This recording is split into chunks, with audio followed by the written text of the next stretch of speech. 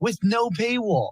Head to DeWittDailyNews.com to get the local information you need to know. Netflix buffering, YouTube spinning, devices not connecting, Zoom calls dropping. It's frustrating. Let's end your frustration by signing up for fiber internet in Clinton. Click the Connexus icon at DeWittDailyNews.com. From the newsroom of Regional Radio and DeWittDailyNews.com, I'm Ben Hubbard with this expanded morning newscast.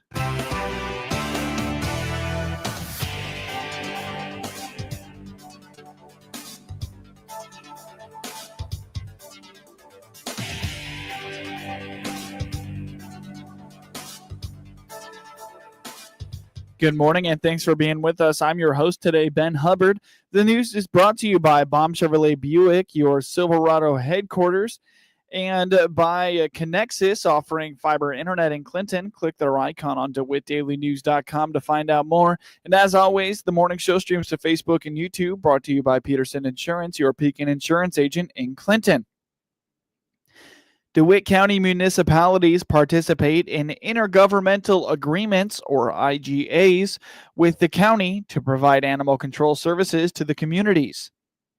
At Thursday night's Public Safety Committee meeting, the committee discussed the growing budget for animal control. While animal control is not intended to be profitable, and Chair Megan Myers wants to continue supporting the municipalities in some way, the committee believes the IGAs need to be renegotiated. The other thing we've got on the agenda is to recommend to the full board to give notice to the municipalities to discontinue the current IGA. And I feel that we should offer to renegotiate for any interested parties. We have several things that are in the current verbiage that are outdated. Just one quick one, it says you have to retain the $5 assessed dog fee. It's really $25 per state statute now. So we need to take a look at that. And also, I know this is kind of a contested topic, but technically municipalities are responsible for their own animal control, or they can contract with a county or veterinary service. But I do think we need to look at some sort of fee structure to help offset the cost. I have asked Grace if she can provide some numbers in regards to the number of animals we're taking in from each of the municipalities to try and figure out. We've talked about this, we both agree we should continue to support them. We've got the resources, and I think it makes it easier for Grace, because if you try and disconnect that, it's going to be very difficult and messy.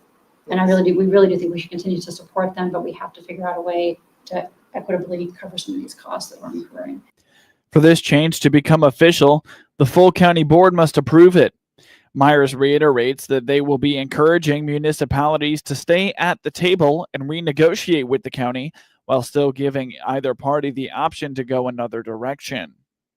And so after reviewing these, and I checked with Dean, we really do need to, before we move forward, we need to have the board authorize this, because the board is the one that actually signed the original agreement, and have Mr. Markwell reach out. And we feel we should also reach out to Wayne, Kenny, we've had others, reach out to municipalities and say, if you would like to come to the table, we need to sit down and figure out. And I spoke to Ben about that too.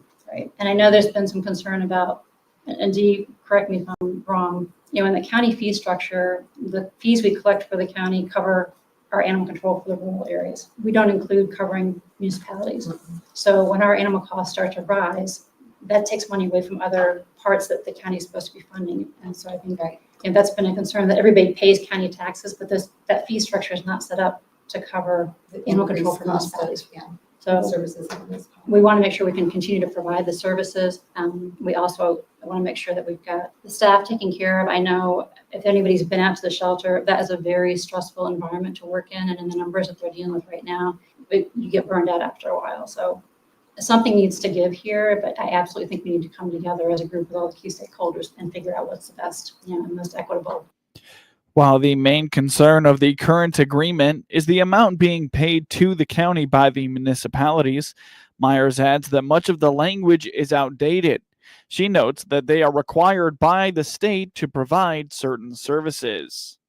So what we need right now is a motion to recommend to the full board that to give notice to the current Clinton Farmer City Appellate or discontinue it for animal control services. But I also want to mention to the board, and we'll ask Mr. Marco, that we need to include in that and offer for them to please come and help us negotiate new IGAs. Animal control has never been profitable. I went back and researched it. I didn't know it was ever broke even. No. it's a necessary service. We got to figure out how to fund it. Right. And my concern is when we are required by the state to perform certain services, we don't have an option. We have to do that. And so if we've got to the point where our costs are such that we're now having to pull from other, contingencies or what to cover things, we need to figure this out. And we need to update the verbiage. I also think we need to make sure we give ample time. I believe I've got a couple of different dates on here. The one that we have for the resolution from the board is dated December 22nd of 2016, which means we'd be on a 3-year cycle coming the end of December. So that's another thing I think we need to discuss with the board. What's the timeline we want to look at? Because it's going to take a few months to get through this. And in the meantime, I want to make sure that we're continuing to provide, support for the municipalities. All in favor? Aye. Any opposed? Okay, motion carried. The motion will now move on to the full county board to be decided on. The committee was firm in its belief that the IGAs only need to be renegotiated, and they would like to continue working with the municipalities. Coming up shortly on this expanded newscast, Lincoln Douglas Elementary Principal ready for return of students. Recently on regional radio, DeWitt County Development Council Director Kurt Homan discussed the county's need for new housing, and a Clinton city leader is backing up those remarks. City Administrator for the City of Clinton, Tony Harris, indicates housing is most certainly a need. Harris says he and Homan have a good working relationship. Kurt and I, we have a good business relationship, and I personally think that his position within DCDC is vital to my position within the city, because we need to be working together. You know, that's our main goal, is to bring new housing in town, and business and industry. And Kurt, anytime I get like a possible lead, I talk to Kurt about it. So he's like my go-to person for any kind of business or industry. The work that he did with Quickwall, we worked very hard to get Quickwall in here, and he did a lot of work. That was right when I first started in this position. So he did a lot of work on that, and we're very happy about that. Harris's remarks come on the heels of more lots being sold at the Park Lane West development in Clinton, which continues to gain momentum with people interested in building there. You know what? I drove through Park Lane West just yesterday, or the day before yesterday, and seeing 2 new homes going up, that just shows there's progress going on in the city of Clinton. So, that's great to see. And, at the last DC meeting, I'm on that committee, on that board, and that was brought up that we really have a need for additional housing, and today's there's not very many homes on the market. So it's a big need. And this is one part of it. We've got 15 lots that have sold since we finished up the subdivision, and we have 8 lots left. So again, that just shows progress. And the latest 3 that sold was lot 8, 9, and 10. And we're very happy about that. And we're hoping that we can see some other new homes going in there within the next few months. With a strong relationship with the DCDC and the City of Clinton focused on moving forward with the strategic plan, Harris believes it is evidence of leadership all pulling in the same direction. I mentioned Kurt. We work great together, but also the new mayor, Helen. She and I, we're on the same page. We had a meeting last week, basically talking about our goals for the city, and our goals align for the city. It's a good thing. And, we've got some good ideas for businesses, some ideas we're going to do there. So, we're right now working through this strategic plan, trying to update that and get the goals taken care of there. The next step we're going to do is work on businesses and see what we can do for local business. Collaboration with DCDC and the mayor and I and all the other commissioners, the work that we're doing, trying to clean the city up, Commissioner Ballinger and Wise and Buchanan, they're on the same page as well. And Edmonds, trying to get the city cleaned up. We're working on a couple of demos now of houses that have stood for, unoccupied and abandoned for a number of years, and we're working on those, trying to get those taken down. So, but that all kind of relates to each other. We want to see progress for the city. Well, if you want to see progress, then you need to take care of some of the blighted areas in the city. So we're, and they're on the same page. Is it costly? It's absolutely costly, but it is what it is. And, if you want to see progress and growth, whether it's business or industry, You have to do that. They're on the same page, and we've run into a few snags on some of these abandoned homes that we're trying to get down, but we're working through those, and we're going to make it. I think within the next month and a half, you're going to see some action getting some of these blighted areas cleaned up and some houses taken down. So we'll have more with Harris next week on the latest with the city and the progress being made on the strategic plan. The Clinton City Council meets on Tuesday, August 19th. You're listening to the WHOW Morning Show. We'll be right back after a quick word from our sponsors. Experience the power of better connection with Connexus Fiber Internet. Connexus delivers ultra-fast, reliable speeds to keep you connected at the speed of life. Whether you're working from home, streaming your favorite shows, or gaming with your friends, Connexus has you covered. Say goodbye to buffering and dropped calls and say hello to fiber fast internet. Ready to upgrade your connection? Sign up today by clicking the Connexus icon at DeWittDailyNews.com. Nothing connects us like Connexus. School is right around the corner. Let us help you get to class in style at Baum Chevrolet Buick in Clinton and Farmer City. This is Scott Baum. We have a great savings on the entire Chevy lineup, from the economic Trailblazer and Trax to the upscale Silverado or Tahoe. We have you covered. Our used and certified pre-owned cars are getting straight A's also. This school year, see all our inventory online. Chevrolet, together let's drive. BaumChevyBuick.com, right from the start. News time is 20 minutes after the top of the hour. You're listening to the WHOW Morning Show. One of Clinton School's building leaders is ready for kids to get back to class next week. On the WHOW Morning Show Thursday, Lincoln and Douglas Schools principal Jessica Patrick told Regional Radio there's definitely a buzz in the buildings as teachers start to prepare their classrooms for the return of students. We still have some things to prepare, but there's a lot of positive energy that always comes with the school year. But I feel like this year that positive energy feels bigger. I think we have a couple of new staff members that we're adding to the team. So sometimes that just a little bit of a refresh spices everything up a little bit. You got new faces in the mix, new ideas and things like that. So that's always exciting. I think it's just the newness of the year that is refreshing sometimes. I feel like every time I've been in the building over the summer, I've seen one or two teachers there. It slowly increases the closer the day comes. They'll be back officially on Monday, but those teachers work really hard over pretty much all of summer to get everything ready for our students. Students and families are invited to the Lincoln School playground today on Friday for popsicles with the principal. Patrick and a few teachers will be at the Lincoln School playground offering popsicles and a general meet and greet. I think the most important thing for me is, since with our preschool, kindergarten, first graders, some of them, this is the first time they're coming to our buildings. So it's really important for them to get to know me, get to know some of our staff in a very casual, low stakes, no stress environment. So tonight we start our popsicles with the principals thing. So this is the third year I've done this. It's just a very family-friendly, simple event. I'm literally just hanging out on the playground with cooler popsicles. There you go. And we're at Lincoln tonight at 6:30 and Douglas tomorrow at 6:30. And it's just a good time for families to come.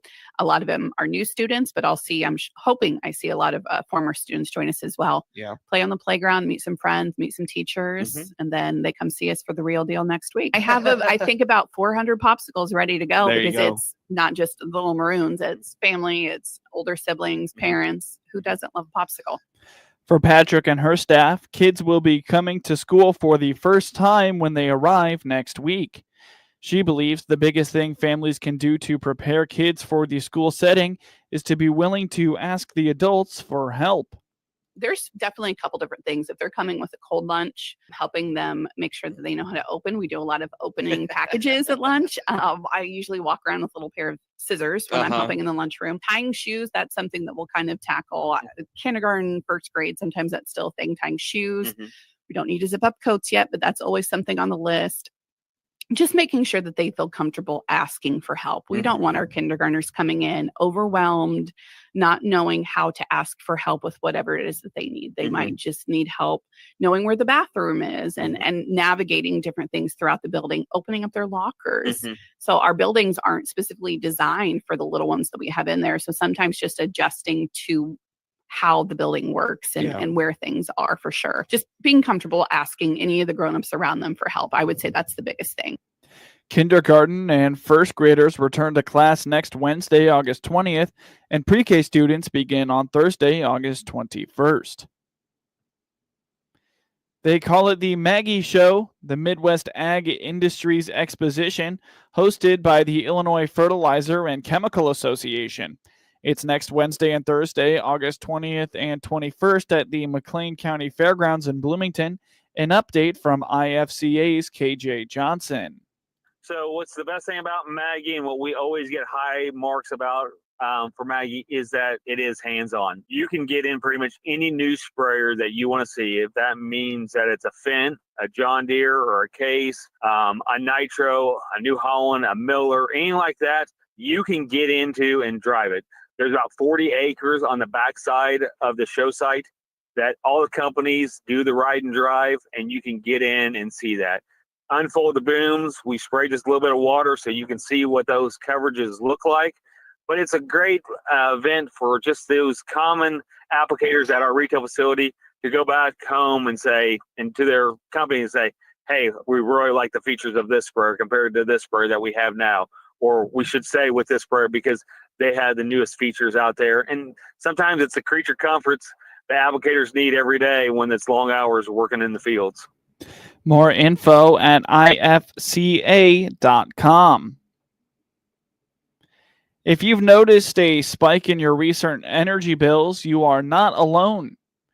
Ameren customers have reported increases of up to 50% in their bills, while the increase for those on ComEd grid is around 10%.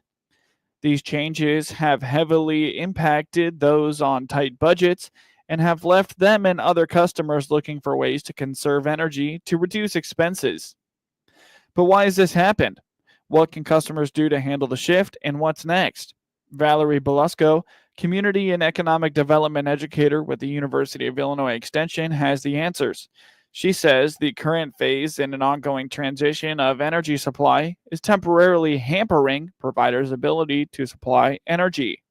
Try to explain this as simple as possible. So I'm actually going to start with what is lactose. And lactose is a natural sugar that's... The big issue is, which everybody knows, we have had the fossil fuel plant closures as part of the state phasing out coal and natural gas plants. Illinois is really aiming for 100% clean energy by 2045. This is part of the CEJA Act, that stands for Climate and Equitable Jobs Act, and it's really just removing the traditional generating capacity from the grid and putting on what we would call renewable energy. So when we take offline some of the more traditional generators, that can happen rather quickly. But the build out for the renewable energy takes time. In addition to the decrease in supply, there is an increase in demand. Many people tend to believe that the increase is due to heat. However, there is another novel cause, AI. They use a significant amount of energy just in the way they kind of operate. So they have a high demand, and these are, just online, or, if you think about it, it's technology. And so it's trying to figure out what we want, and it's trying to map that. And we're trying to create that and continually make it better. But it just sucks up the energy. And so as more and more people start using AI, ChatGPT, those kind of things, the more energy we're using. And it might not seem like it to people who are on the user end, who are just, sitting at their computer or, using their phone. But when you look at the big data processing centers, it really does use an immense amount of energy. From the new to the old, another major cause involves appliances. Newer models are made to be more energy efficient, but not everyone has switched over. some people have been slower to replace their major appliances like refrigerators and freezers, water heaters, air conditioners to energy efficient models. And so as they continue to get older, they just continue to kind of have to work harder and therefore use more energy. And so when we're in a time where the grid is kind of already, we're not maxed out yet, but we're definitely using a lot of energy on our grid, that can really impact it and affect what our bill looks like. Belusco recommends that anyone who is concerned about being able to afford energy payments should talk to their provider before bills come in instead of after they've fallen behind. Get news anytime from your computer or your mobile device, all free, all the time at DeWittDailyNews.com. Network News is now. With SRN News, I'm Rich Thomason in Washington.